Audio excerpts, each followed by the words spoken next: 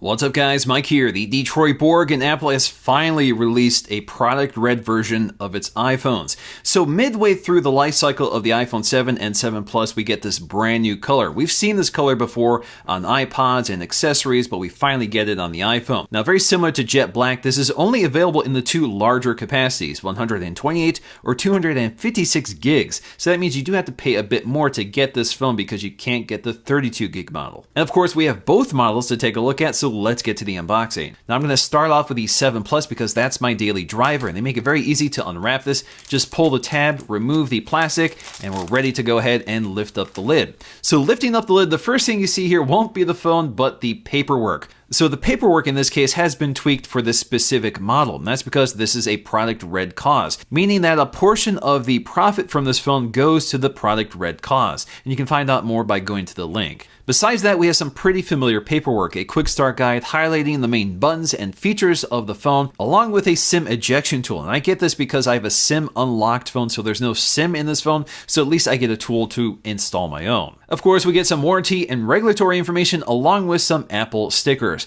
Unfortunately, they're not red. That would have been fantastic. They're just white and they come on this clear sheet just like the other iPhone 7 and 7 Pluses. So once we get all of that out of the way, we can get to the phone itself. Now, at first glance, it actually looks like a silver phone. That's because we have a white front and a silver Touch ID ring. But as soon as you flip it over, you get this very stunning, vibrant red color. So the more light you have on this, the more it glows. It really is stunning in person. So we can go ahead and peel off the plastic to reveal the final finish. So this is the matte finish, very similar to the other iPhones, that anodized aluminum finish. This is not like the jet black glossy finish, so it should be pretty durable. The other thing you might notice right away is that the inset Apple logo is silver instead of a matching color or matching tone as we see with the other iPhones. So really the theme here is white, silver, and red. But unlike the other phones with a white bezel, the antenna lines are matched to the color of the chassis. So setting that aside really quickly, let's get to the accessories, which are all pretty familiar. We get a 5-watt power adapter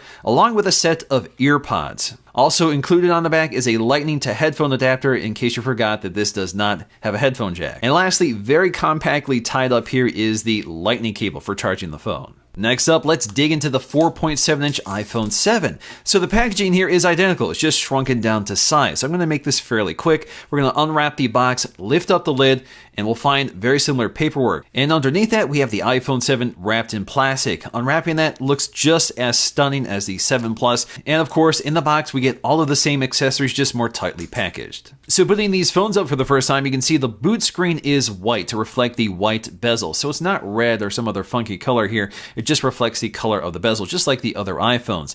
In terms of software and features, there really is no difference between this and the other iPhone 7s. So if you want to see more detail about the iPhone 7 and 7 Plus, I'll leave my video linked below so you can check it out. In terms of this color, it's really impressive. Now this is an anodized aluminum finish, so that texture sort of reflects the color a bit differently depending on the angle or source of the light. So there is quite a bit of depth to it, and the more light you have on this, the better. So it really is kind of like a candy apple or metallic red on a car. It really shows off the curves, and I like how it plays with the light. Now one of the details I really like about this design and color is the polished Apple logo. Not only does it stand out a bit more, but it also contrasts nicely with a deeper matte red finish. So that glossy finish, that mirror finish, looks really impressive against this surface. Of course, this is a product red phone, so you'll find the product red branding just below the iPhone text. So taking a close look at those details, the buttons along the side are color matched to the phone. So of course, we have the power button along the right and the volume controls along the left, along with our mute switch. And as you can see, something a bit different here. Instead of an orange stripe for the mute switch, we get a white stripe. That's to contrast with the red color. So along the bottom edge, we'll find the speaker, the microphone, along with a lightning connector and the screws. And they kind of pop out here because they're silver instead of matched to the color of the body like they are on some of the other iPhones. So they don't completely match the color here. You can see the speaker grills are black instead of red. So those details have been missed in this case. I'm not sure why, but it does work with the design, I think, because we have those silver accents on the front and back. And as always, the nano SIM tray is color matched to the body of the phone. There's also a gasket to keep water out. Something I'm noticing for the first time with this one is the patterns or dots at the end of it. I'm not sure what that is. If you know, let me know in the comment section below. Now, as I mentioned earlier, this is not the first time we've seen this product red design. It's exactly identical to that of the iPod Touch product red, including these silver accents and white bezel. Now, I have noticed that the product red on the iPhone 7 and 7 Plus is a bit deeper than the product red color on the iPod Touch. So it seems to be a bit redder, a bit darker compared to the more orangey red of the iPod Touch, at least compared to the iPhone 7 Plus, but you do need quite a bit of light to see the difference. Now, a lot of people wanted a black bezel, and I think that would look great with a red phone, but it's also kind of intense.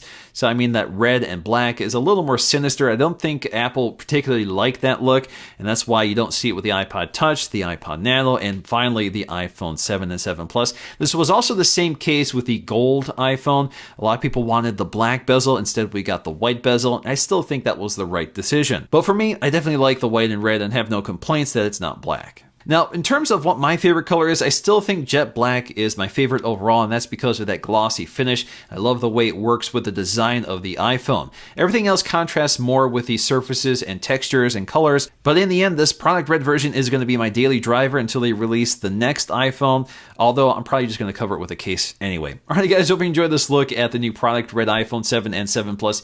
If you guys enjoyed this video, please give it a thumbs up to let me know, and I'll see you again in the next video.